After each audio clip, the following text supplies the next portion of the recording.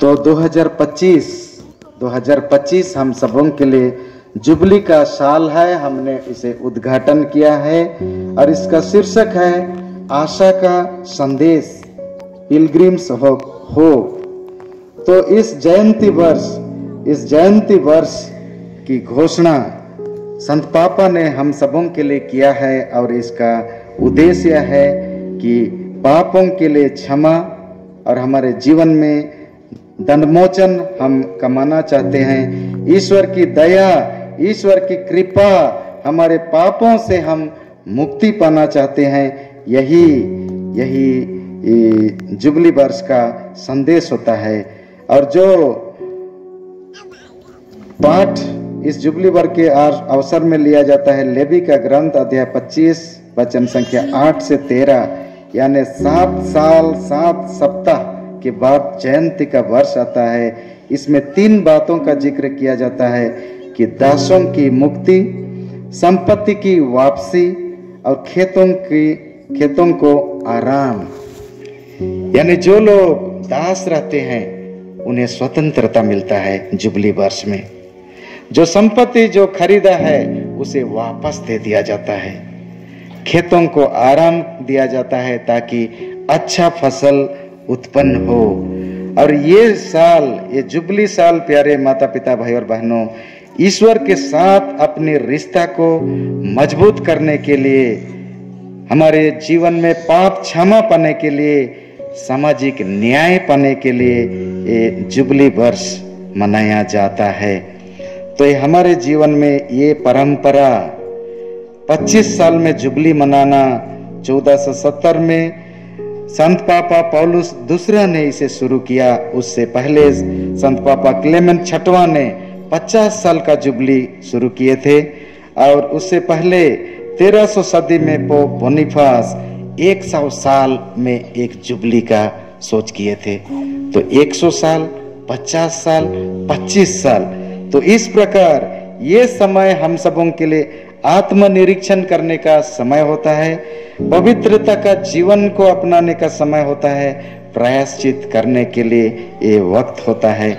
और इसीलिए इस साधारण और असाधारण जुबली में अंतर किया है। देखिए, साधारण जुबली साधारणतः 25 साल में होता है, लेकिन असाधारण जुबली जिसे संत पिता फ्रांसिस ने 2015 में दया के साल, ईयर ऑफ मर्सी के रूप में जिसे हम सब ने मनाया, उस प्रकार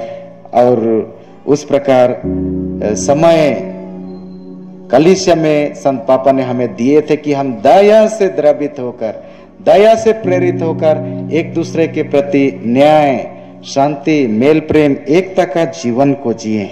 यानी अपनी आध्यात्मिक जीवन का नवीनीकरण करें, अपने पापों से मुक्ति पाएं, समाज में न्याय लाएं, प्रेम, दया, एकजुटता का जीवन को जिए। तो चलिए, जो ध्यान दिए हैं हमारे इस जुबली वर्ष की जो दरवाजे पे हम चिपकाए हैं, ये हमारा जो शीर्षक है पिलग्रिम्स ऑफ होप, आशा के तीर्थ यात्री, वहां कुछ लोगो हमारे सामने रखा गया है और उसका वर्णन आज आप लोगों के सामने रखना चाहता हूं। पहला चीज हम देखने को पाते हैं 4 मानवीय रंगीन आकृतियां। 4 मानवीय रंगीन आकृतियां, ये चार कोना से आए हुए लोगों को दर्शाता है। उनकी संस्कृति, जाति, परंपरा को दर्शाता है। और ये एक दूसरे को गले लगाते हैं। यहाँ हम एकता, भाईचारा का जीवन को हम अपनाते हैं। और इसमें हम आगे का जीवन में हमने सिनोड को देखा जिसका शीर्षक था साथ साथ चलना। कोई पीछे ना रह जाए, कोई आगे ना रह जाए, लेकिन हम सब एक साथ चलें।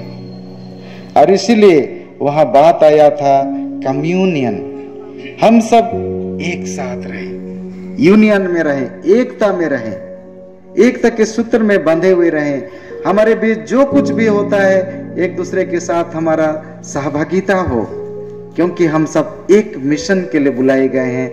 हम सब यात्री हैं, हम सब यात्री हैं, यात्री कलीसिया हैं, और इसीलिए हमें एक साथ चलना है। और इसीलिए ये एकता को बताता है कि हम सब एक हैं, पूरा मानव जाति एक साथ है, हमें एक साथ चलना है।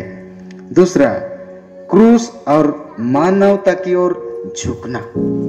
क्रूस जो है मानवता की ओर झुक रहा है, यानी ईश्वर हमेशा हमारा साथ है। सामने की ओर मानव आकृति में क्रूस को